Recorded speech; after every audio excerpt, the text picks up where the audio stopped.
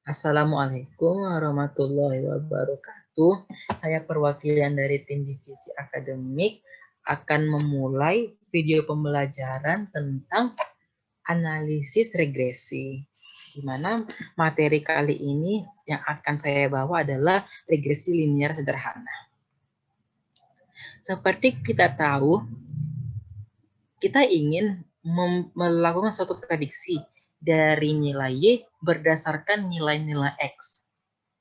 Di mana model yang bisa kita lakukan pertama adalah model regresi linear sederhana. Dengan modelnya adalah YI atau observasi KI adalah beta 0 ditambah beta 1 kali XI ditambah epsilon I. Di mana YI ini adalah nilai variabel dependen pada observasi KI yang bersifat acak, B0 dan B1, beta 0 dan beta 1 adalah parameter model, di mana beta 0 itu adalah koefisien intercept pada populasi, dan beta 1 itu adalah koefisien regresi pada populasi, dan epsilon E ini adalah komponen error atau galat-galat acak. XI-nya adalah variabel bebas pada observasi KI yang bersifat fix atau konstan. Dan N adalah banyaknya data-data observasi atau sampel. Beta 0 dan beta 1 disebut juga koefisien regresi, di mana beta 0 itu adalah intercept dan beta 1 itu adalah slope atau gradien, yang menyatakan rata-rata perubahan nilai Y untuk setiap kenaikan satu satuan X. Ada sih beberapa asumsi yang harus dipenuhi sebelum melakukan analisis. Pertama, YI itu atau variabel Y itu harus dipastikan adalah peubah-peubah acak yang bersifat stokastik.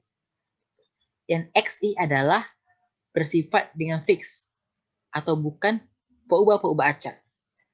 Lalu di sini adalah ekspektasi dari epsilon I sama dengan 0 atau nilai harapan yang kita harapkan dari galat acak adalah 0.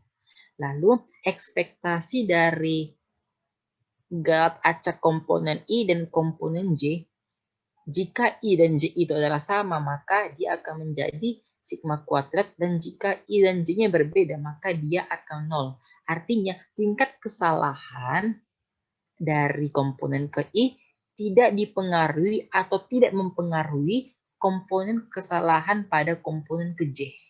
Artinya mereka tidak saling berkorelasi. Lalu asumsi-asumsinya adalah di mana epsilon I adalah peubah acak yang terdistribusi secara bebas dan identik, mengikuti distribusi normal, dengan rata-rata 0 dan varian sigma kuadrat. Lalu sifat-sifat penting dari pemodelan RLS ini adalah nilai Y itu berisi penjumlahan dua komponen, yaitu suku konstan, di mana kan tadi beta 0 dan XI, beta 0, beta 1, dan XI itu kan komponen yang konstan, sedangkan epsilon itu adalah komponen acak, ya, galat acak atau error yang menyebar secara acak. Lalu karena ekspektasi dari epsilon I adalah 0, maka EYI sama dengan B0 ditambah B1XI. Karena expected dari epsilon I adalah 0, maka epsilon ini menjadi 0, tinggallah B0 ditambah B1XI. Nilai observasi Y akan berada di sekitar garis regresi. Simpangan-simpangan ini adalah disebut dengan error. Suku epsilon I diasumsikan memiliki varian yang konstan, yaitu sigma kuadrat, sehingga varian I juga konstan sama dengan sigma kuadrat. Suku epsilon I diasumsikan tidak berkorelasi dengan epsilon J, sehingga YI juga tidak saling berkorelasi dengan YJ. YI adalah suatu distribusi peluang dengan rata-rata B0 dan tambah beta 1 XI dan variasnya sigma kuadrat.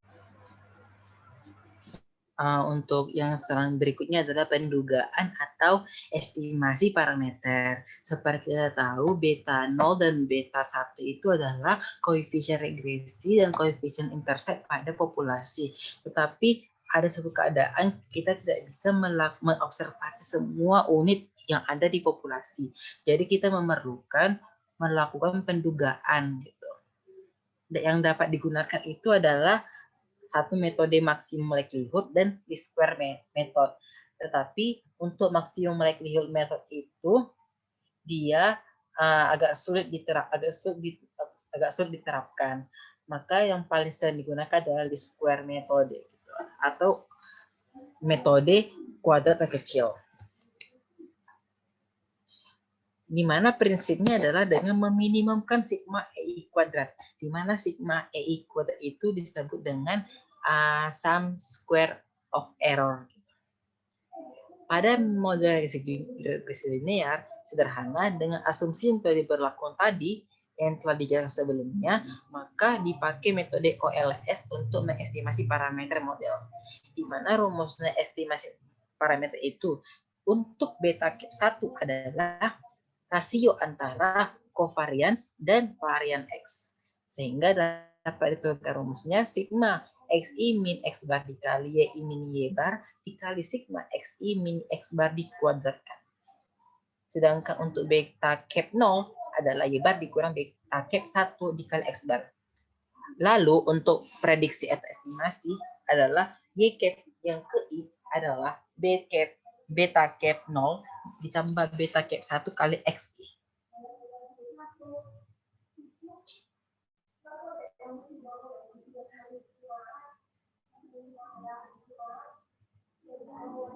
Nah, ini adalah contoh-contohnya. Misalkan di sini ada satu prosedur pendugaan, ada data X dan data Y. X itu adalah umur dan Y itu adalah harga. Maka dengan menggunakan metode least square tadi, kita bisa mengestimasi tentang nilai-nilai yang ada di koefisien regresi yang ingin kita estimasi.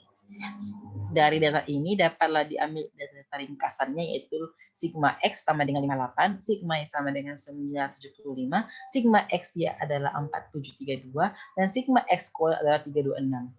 Sehingga variansnya tadi kan, varian untuk XX tadi kan dia adalah sigma X kuadrat dikurang sigma kuadrat di per N, tinggal dimasukkan mendapatkan 20,82. Lalu untuk yang SXY ini atau covariance-nya adalah dapatlah dihasilkan dengan minus 408,908. Dengan begitu dapat diperoleh rumus beta cap 1 atau B1 adalah minus 20,26 atau dengan membagi covariance dibagi dengan varian X. Dapatlah minus 20,26. Sedangkan beta cap 0 adalah 195,47. Dengan menggabungkan semua unsur-unsur tadi, didapatlah Y cap sama dengan 195,47 dikurang 20,26. Tanda minus di sini artinya dia berbanding terbalik hubungannya. Atau ketika usia mobil semakin tinggi, maka harga penjualannya pun akan semakin rendah. Dan di mana B1 ini menandakan rata-rata meningkatnya variabel Y ketika variabel X meningkat 1 unit. Di dalam soal tadi, kesimpulannya untuk yang B1 itu atau interpretasinya adalah usia mobil akan bertambah dan menurunkan harga. Setiap usia mobil bertambah 1 tahun, maka rata-rata harga mobil turun $2.026.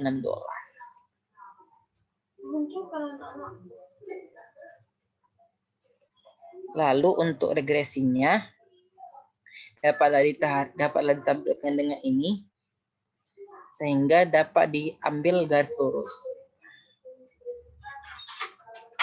Di mana sifat-sifatnya itu adalah sigma E itu adalah 0, sigma E kuadrat itu adalah minimum, sigma YI sama dengan sigma Y cap I. dan sigma XI dikali EI sama dengan 0, dan sigma Y cap I dikali EI sama dengan 0. Lalu garis regresi akan selalu melalui titik X bar, Y bar. Sifat-sifat dari estimator least square. Sifat-sifat ini yang menjadi dasar tolak ukur mengapa lebih cenderung digunakan estimator least square daripada maksimum likelihood estimator. Jika semua asumsi yang diberlakukan terhadap model tadi terpenuhi, maka menurut teorema Markov, dia akan bersifat blue atau best linear unbiased estimator. Best itu adalah terbaik, artinya memiliki variance yang minimum. Kita tahu teknik-teknik estimasi yang terbaik itu adalah jika dia memiliki variance yang sekecil mungkin. Lalu linear itu adalah dia linear dalam peubah acak Y. Lalu dia unbiased, artinya dia tak bias, artinya nilai harapan dari penduga parameter itu sama dengan parameter sendiri. Artinya estimator yang diperoleh dari metode least square dia akan bias, linear, dan mempunyai varian yang minimum di antara semua estimator unbiased dan linear yang lain. Gitu.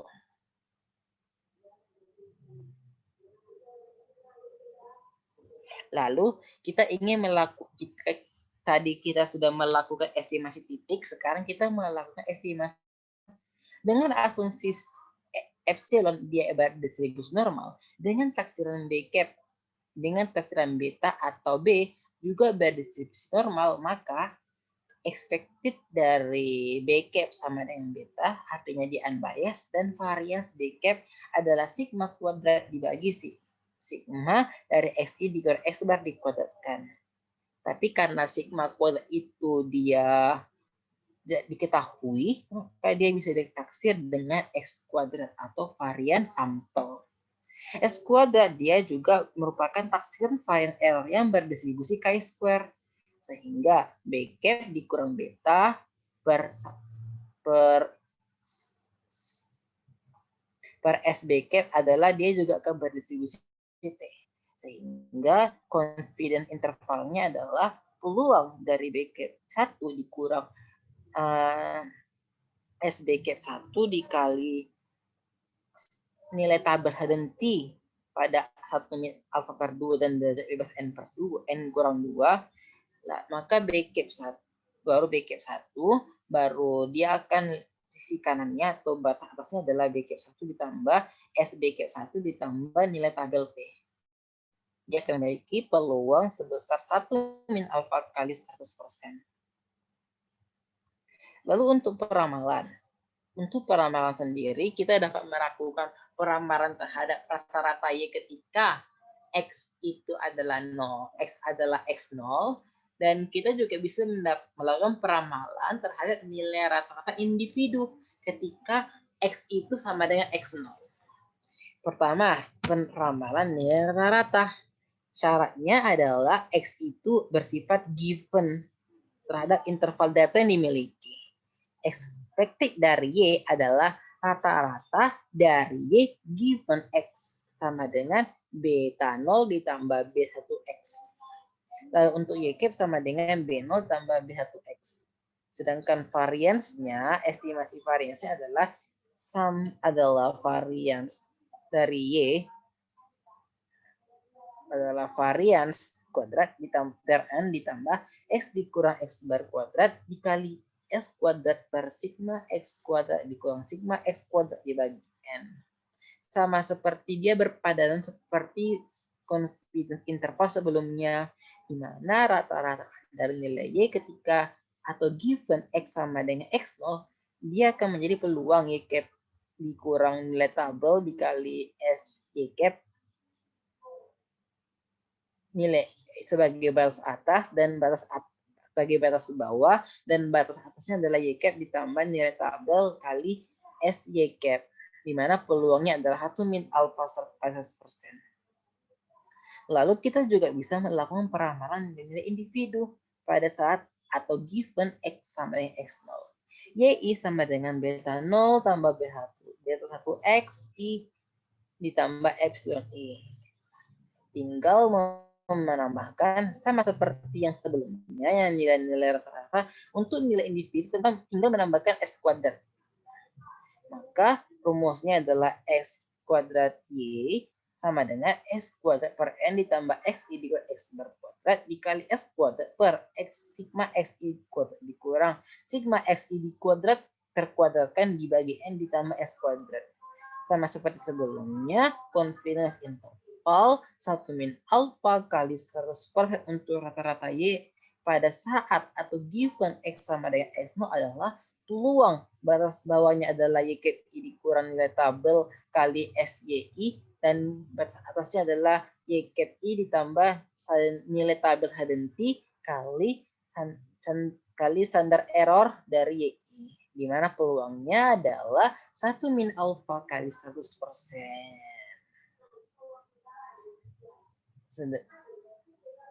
Oke, baik, inilah akhir dari video pembelajaran untuk mata kuliah analisis regresi. Wassalamualaikum warahmatullahi wabarakatuh.